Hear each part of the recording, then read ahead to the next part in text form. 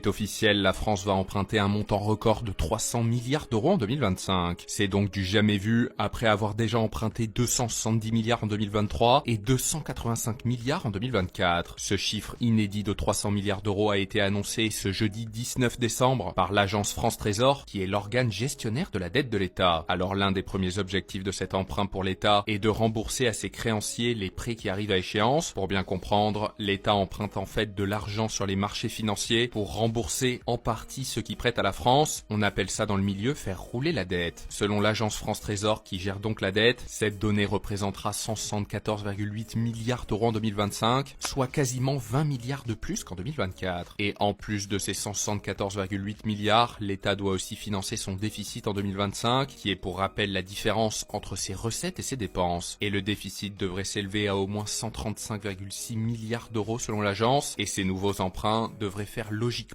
gonfler la dette de la France. Cette dette est estimée l'an prochain selon l'agence à 114,7% de la richesse produite en un an dans l'Hexagone, soit 1,8 points de plus qu'en 2024. Mais ce n'est pas la seule conséquence. Pour la France, emprunter plus implique aussi de payer plus d'intérêts, qui sont prévus à 55 milliards d'euros, soit 4 milliards de plus qu'en 2024. En comparaison, le premier budget de l'État, l'éducation, devrait s'élever autour des 65 milliards d'euros en 2025 et celui de la défense autour des 50 milliards.